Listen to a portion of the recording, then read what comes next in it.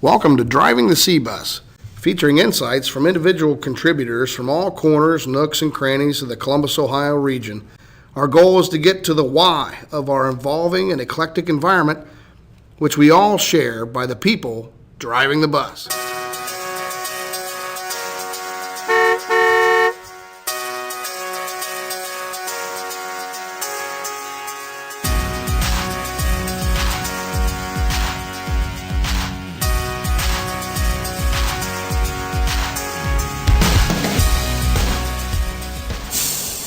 Well, I wanted to welcome everyone to the podcast today, and today we have a very special guest. Mr. Joel Riley is with us.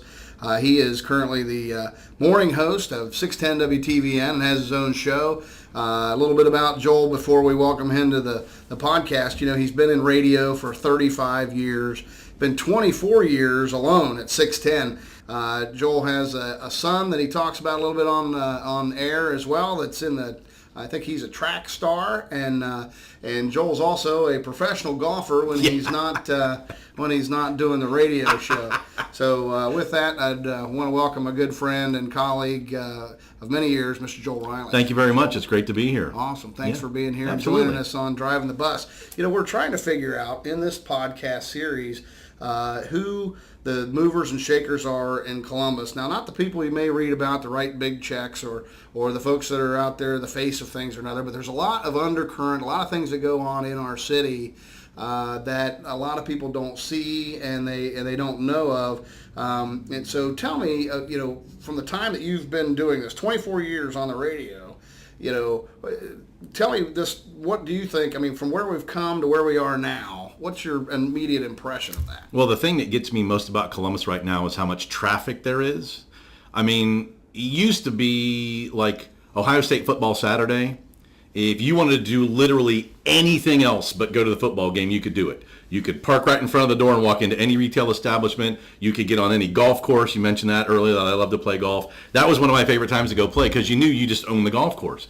And now there are so many people in Columbus and so much traffic. I mean, I don't care if you're 2-lane, 4-lane, freeway, outer belt, 670, whatever. It is almost nuts 24/7. And when I drive into work, you know, it's the middle of the night. And there's even traffic then. And it's not just truck traffic. So I think that's the thing that really kind of sets you off like, man, there's a lot of people here. And then you sit back and go, why? Well, it's because it's a great town. And I think the more people, like, you know, we have the women's Final Four.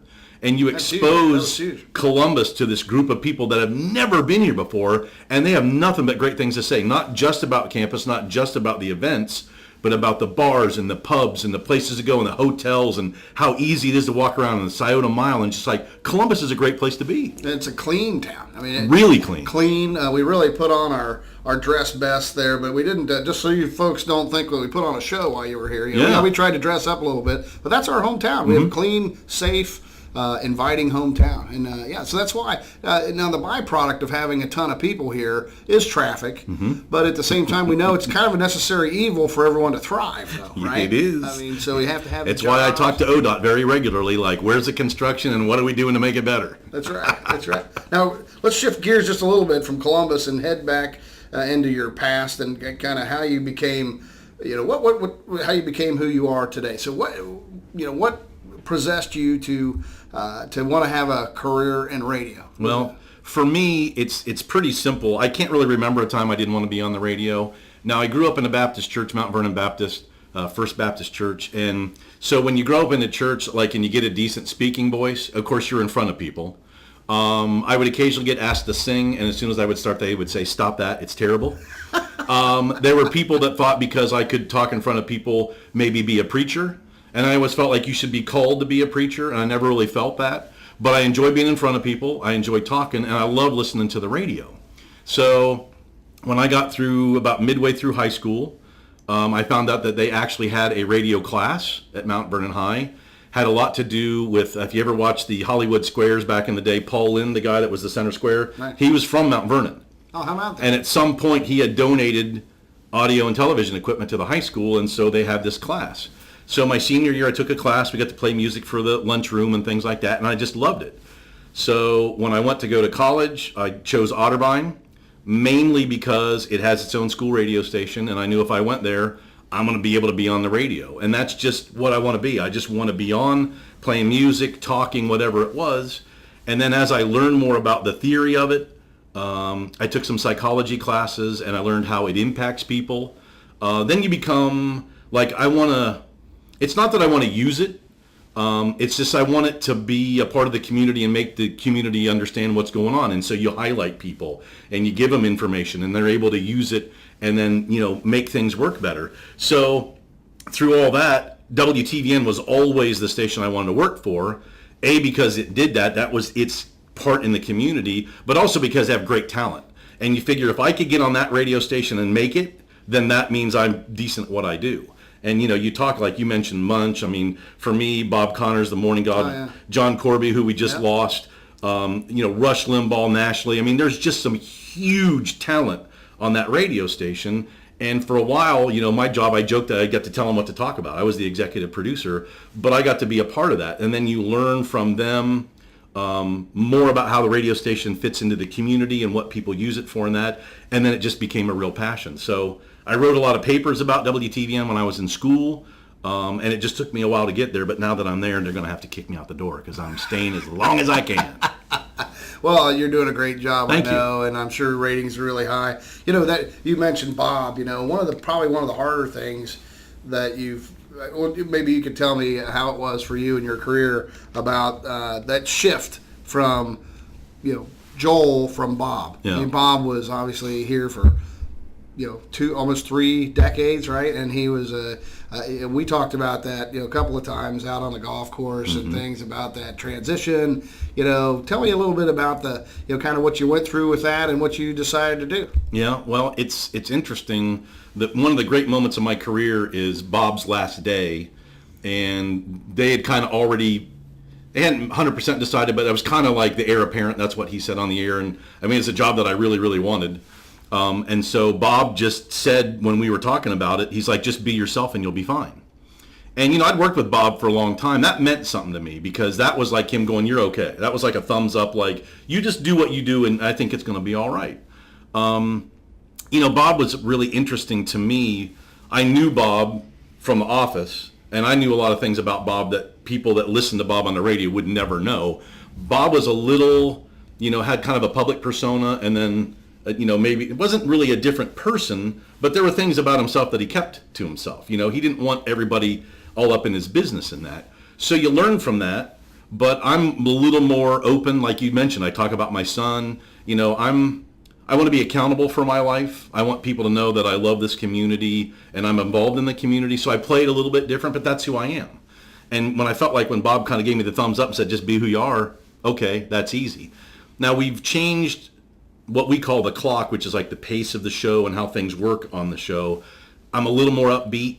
I don't have those super smooth, really, really low pipes that Bob's voice was, it doesn't get any better than Bob's voice. I'm not quite there, and I like it to be a little more fast-paced. So instead of doing like an 8 or 9 minute interview, mine only might be 3 or 4. Try to really get to the point of it. There's a lot going on in the world anymore. There's a lot happening in Columbus. So I just try to keep it fast moving.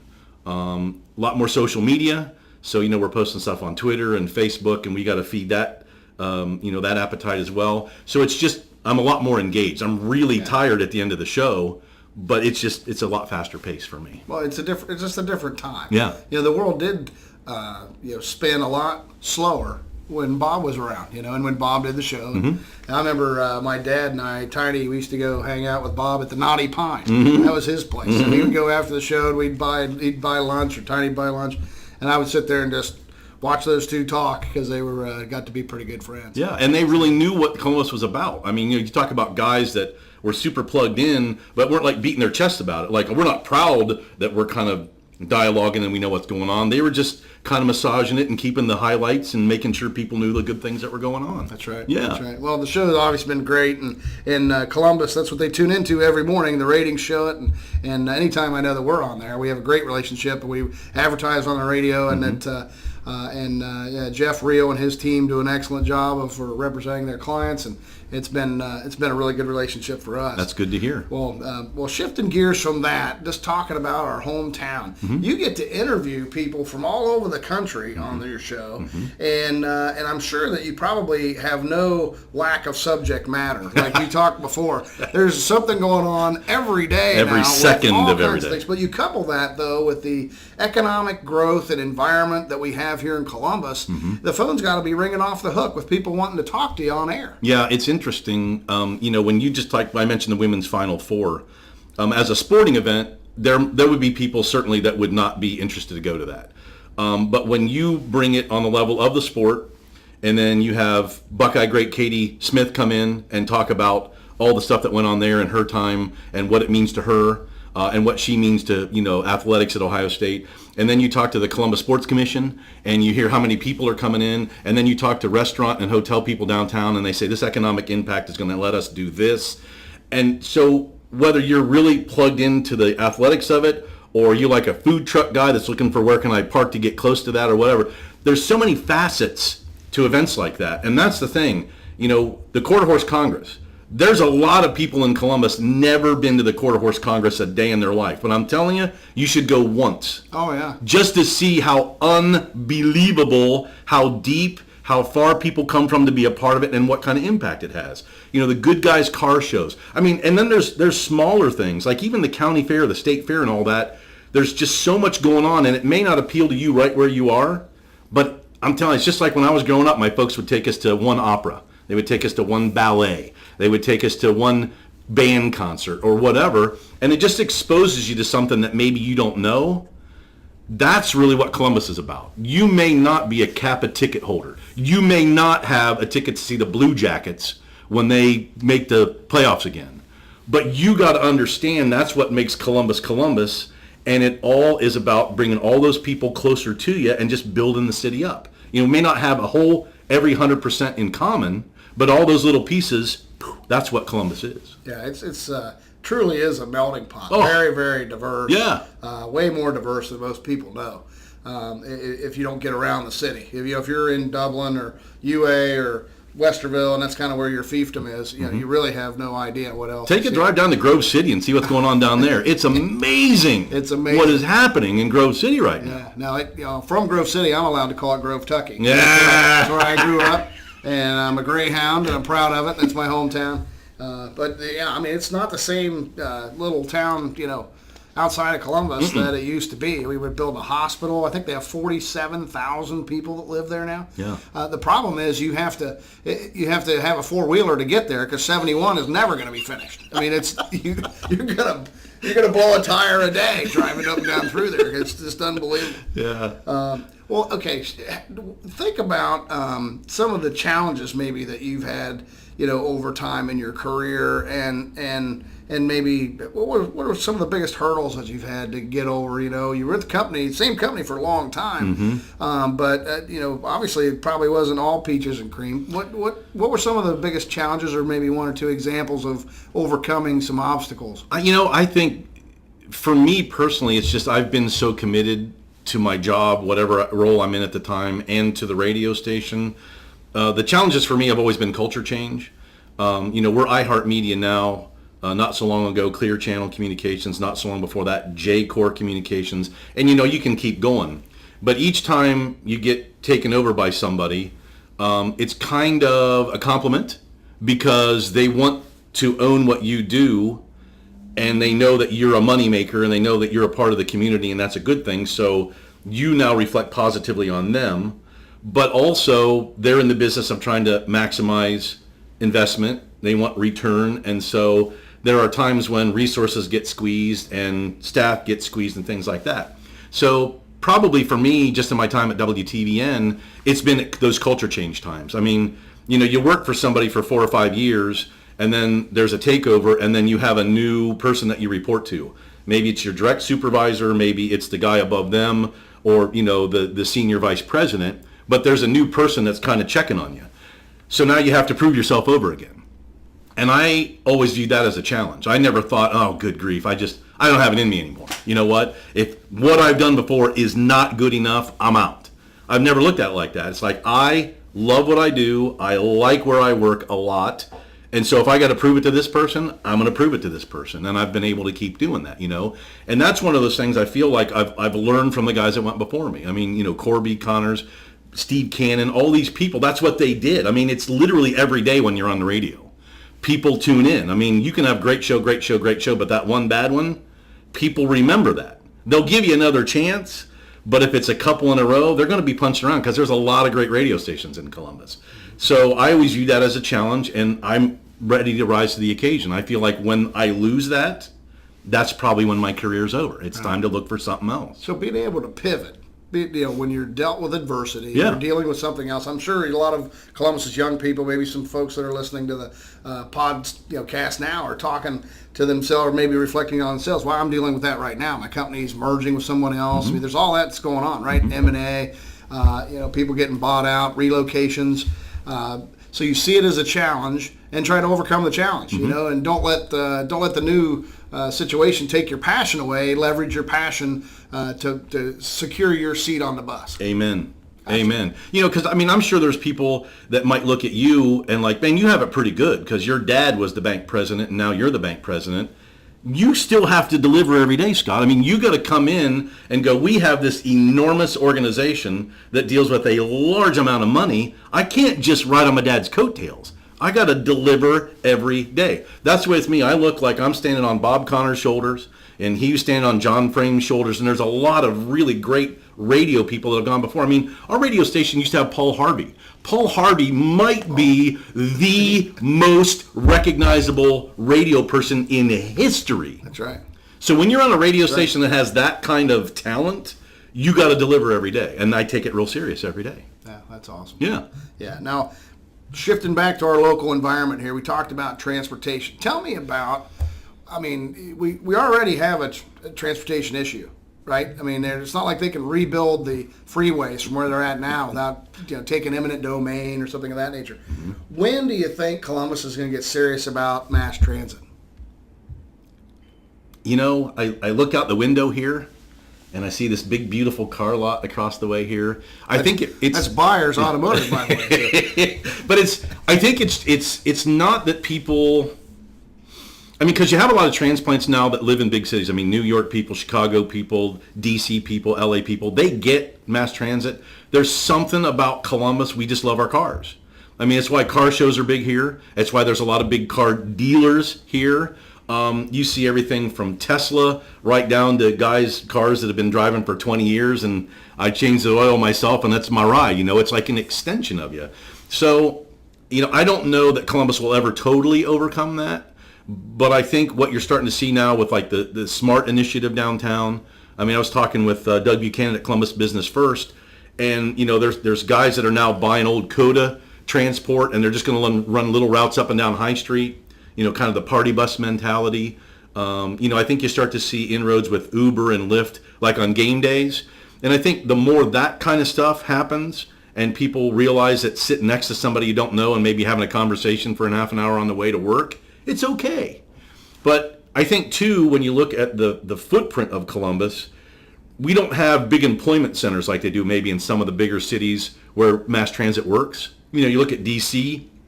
and you look at the mall. How many people work right in and around the mall? It makes sense for the subway to go under that, Here in Columbus, you got people that work in the burbs, you got people that work downtown, and you got all little pieces. Look where you're at, There's a big employer this way, that way, over here, over there. And so mass transit maybe doesn't make quite as much sense for the way Columbus is laid out. Yeah, I agree currently. But, we also need to get in front of the issue. So I think a healthy study might be in order.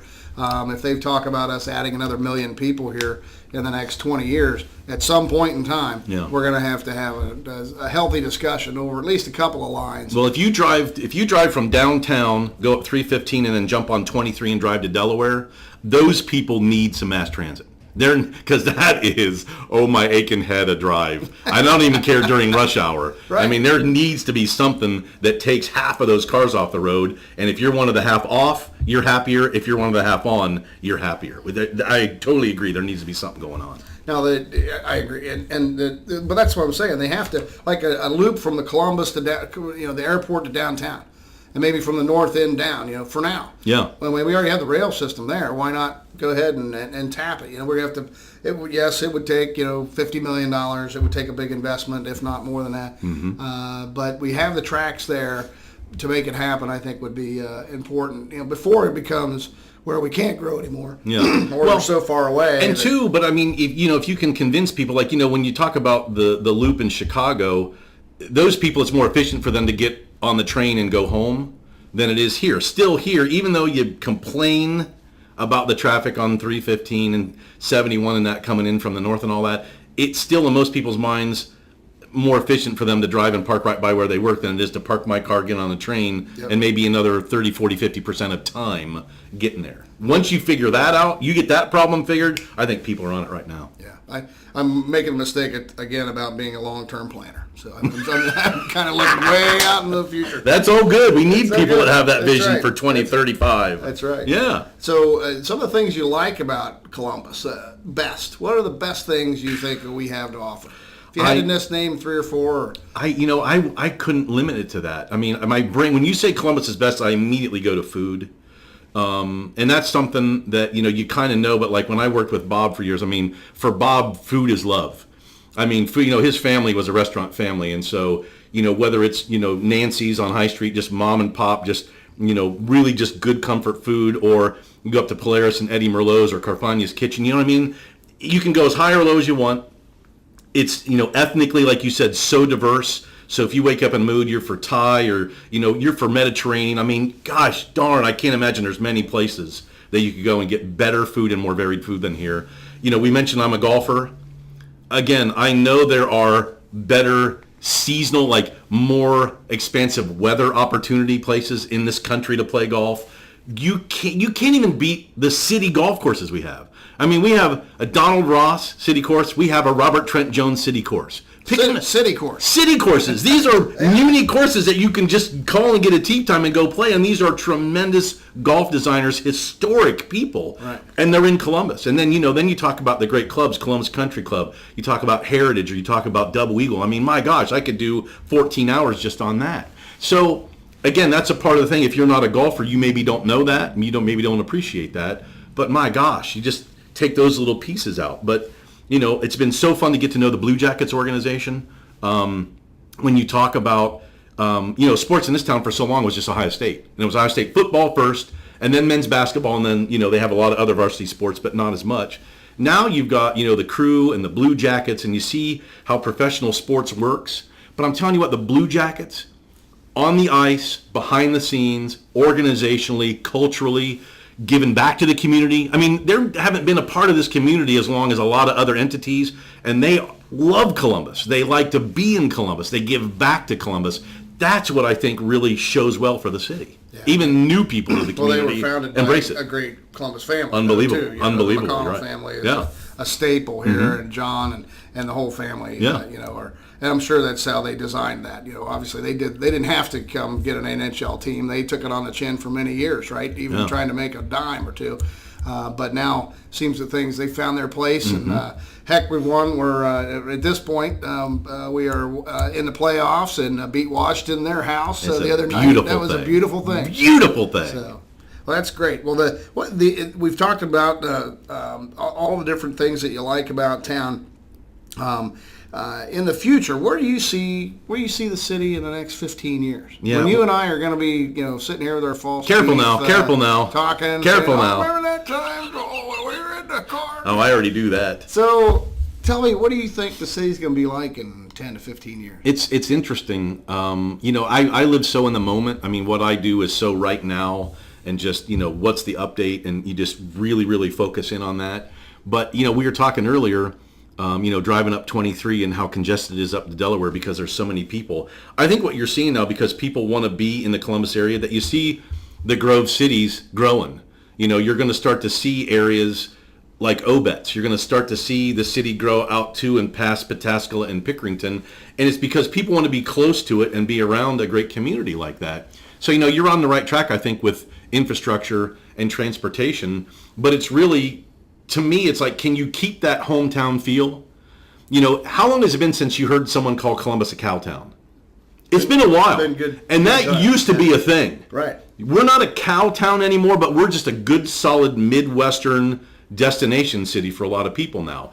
And it's, can we continue to grow? Can we keep adding big money people and millennials and up-and-comers and venture capital and all those things, but still kind of keep our identity?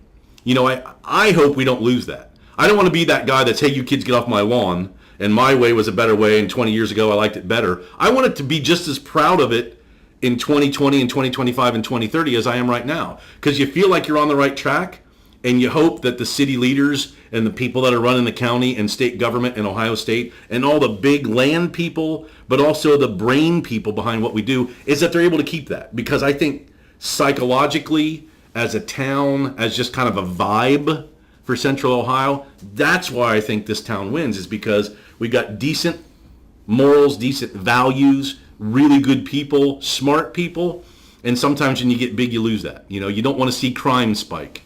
You don't want to see bad influence get a foothold in here and maybe give us a bad name. You just hope that we're able to keep all that at bay and keep Columbus.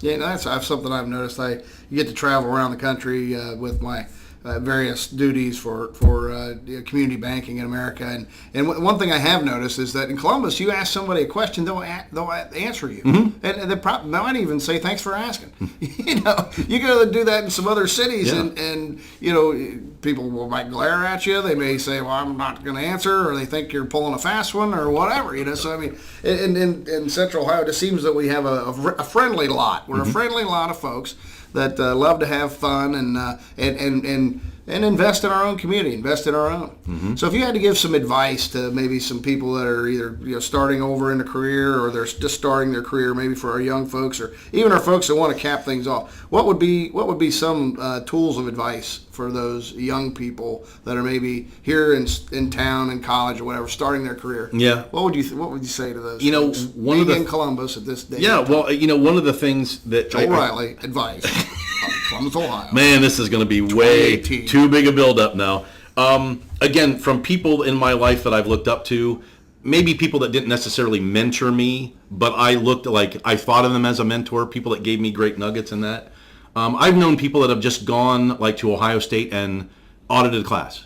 Didn't take the class, but just made sure it was cool and sat in just to see what was going on. Just to see what are they talking about on college campuses, and then kind of pick up that vibe and then see if you can direct it into what you do professionally or within the culture of your family or things like that. You know, expose yourself to things that maybe you don't do. Like, you know, we talked about, hey, if I live in Dublin, drive down to Grove City. See what's going on. See how the rest of the city rolls, where the hot spots are. What are their concerns the same as your concerns? And I think so much of the world right now, whether it's on social media or it's political or whatever, we spend all our time driving wedges. You know, it's like, how am I different from you? What's the point where you and I don't agree anymore and things like that? And I would like it if people could go out and find things that they have in common with other people. So you can at least have some point where, like, hey, your kid plays soccer, mine does too. And where do you go travel? I mean, we were in Chicago last weekend. Where were you? Well, we were in Pittsburgh. And start there and try to develop some friendships, and then realize that not everybody's out to cut your throat. Not everybody wants you to be on the side, and they get a market share that you don't get because of that. But if we can just figure out how people in Obetz and people in Gahanna and people in Pataskala and people in Hilliard, we got a lot in common. And if we start to identify that, and then we all want the same kinds of things to happen in Central Ohio, then I think we're on the right track. You know, if we don't look down on geographically or, you know, gender or whatever the things are that are dividing the community today, if we can just figure out ways to bridge that, you know, and that might be, you know, take a psychology class. It might just be to go to a different church on Sunday morning. It might be just anything, but open your eyes to it and then allow yourself to go, hey, that's not so bad. That's actually kind of cool. Maybe I'm going to incorporate that in what I do. I think if we look for more things in common, a phrase like common sense will actually have meaning again. Yeah, that makes a lot of sense. Wouldn't it be neat if civility originated in the 21st century? That'd be really Columbus, cool. Ohio? Yeah, that'd be really cool. You know, because you're right. People are immediately trying to figure out what the divisiveness is, and I think it's because of the surroundings that we live in. I mean, if you pick up a paper or you look at the news or you do anything else, it's all about us and them. It's not about we. And I think Columbus would be a great place for that to start. And frankly, we don't see a lot of that in town. We have a very friendly atmosphere, very conducive. A lot of folks here support one another in the different events and mantras that they might have, anywhere in their lives. Yeah, well, I keep it going. That's right. That's I would love that. Well, now it's your turn. You get to ask me a question. I've been asking all these questions. What would you like to know from me? I mean, so many of my questions would be about money. I don't know that I could really go nuts. But one of the things that always impresses me about Heartland Bank is literally, like just this week, people that I've talked to, they're like, hey, what do you got going on this week? I'm like, I'm going to go over and talk to Scott at Heartland. We're going to do a little podcast thing. And they've all got a story. Like, I played golf earlier this week at what I affectionately call the Croton Country Club. And that was your first bank, right? I mean, that's in Croton. Yeah. In Croton, Ohio, that's the first Heartland Bank. Right. And every time I drive by that bank, I think of you, and I think of Tiny, and I think, my gosh, how far has Heartland Bank come from there? So I guess how many branches? How many tellers work for you? How big is Heartland right now? Yeah, well, we don't have tellers anymore, Joel. We call them, tellers. No tellers. We call them universal bankers, okay. and actually they are seasoned people that can do everything from a transaction all the way to a mortgage loan. Okay. So there's no more. The front line now is a place to have a conversation, Excellent. Not a place to do a transaction. Okay. Even though we still do transactions. Yeah. Don't worry, we didn't take away the drive-through yet, but one day we might. Okay. But no, the bank, we have 15 locations. We're approaching $1 billion in total assets. It's really been a great success story here in Central Ohio. So. And you're still, see, that seems like that would be so much stress. I mean, when you just say $1 billion, like it's $1 billion. Billion. For me, that's a lot of money, Scott. It is a lot of money. That's a lot of responsibility. It is. But you know what? We have a great team here. It didn't happen overnight, So the bank's 100 and some years old. Yeah. We really started putting the pedal to the metal back, obviously, when Tiny and Heartland Bank formed Heartland Bank Corp in '88, and then brought it forward. And our last most powerful growth years, frankly, have been in the last 7 years or 8 years, when we were recovering from the financial disaster, and the people in Columbus realized that we weren't a bank that was going to kick them to the curb if they had a technical default. And that trust and a lot of marketing dollars on 610 has really helped us out. So we've kind of broken the corporate veil. Let me say something about that. That's one of the things I think, when I talk to people about what I do for a living, and I have clients that I speak on their behalf. I do commercials for them, right? So, you have these partnerships, and when I go out and I talk to people that potentially I'm going to be working with, I think they come into it with this idea. It's like, hey, we just need to convince Riley to do our commercials, and it's going to be pretty cool. I interview them as much as they interview me, because the reality is, if I tell people that listen to my radio station to go see them and they have a bad experience, it's a little bit on the client. It's a lot more on me, because I gave them a bad piece of information. So you know what? If 32 people ask me to come do a podcast, I might say yes a couple times. I'm not blowing smoke right now. I mean, we like what Heartland Bank is in Columbus. And when Scott McComb says, hey, I got an idea. I mean, I talked to the Conaway Family Business Center this morning on the radio show, and that was a tip from you, and B was awesome. Yeah, she was awesome. I even liked your comment about her soothing voice. You have such a soothing voice. She was great. I mean, sometimes for an attorney, that's great. That's what I'm saying. When you're going to talk to attorneys, sometimes you feel like you're going to get grilled, or they're going to be real pointed, or not going to give big answers. She was just cool. And that's, again, just a little, you've given me so many great tips just for what I do for a living and pointed me in the right direction. And so I know that you're good people and that you like Columbus too. And so if I talk to someone and they're looking for a bank or they're looking for something, I'm going to say, you know what, you should try Heartland, because they're good people. And maybe they don't have the exact answer for what you're doing. I don't know what you're looking for. I'm no banker, but they're going to be a great resource and a great place to start. And like you said, people will give you an answer and, hey, thanks for asking. That's what it's about. So it's really easy to talk to people that love Columbus, because I do too. Yeah, that's awesome. Yeah. Well, I want to thank you for being here today. My pleasure. It's been a lot of fun. I know we're going to play some golf later on this year. I look forward to that. Try not to beat me as bad as you did last time. Well, I'm saying you were a little injured before. I think you were recovering from some surgery. I have no excuse. Right? I have no excuse. But anyway, I want to thank Joel for being on the show today. And his contributions to Central Ohio. We are this melting pot that is Columbus. We're very proud of where we live, and it's people that are driving the bus like Joel that make it happen. So, Joel, thanks for driving the bus. Absolutely. Thank you for having me.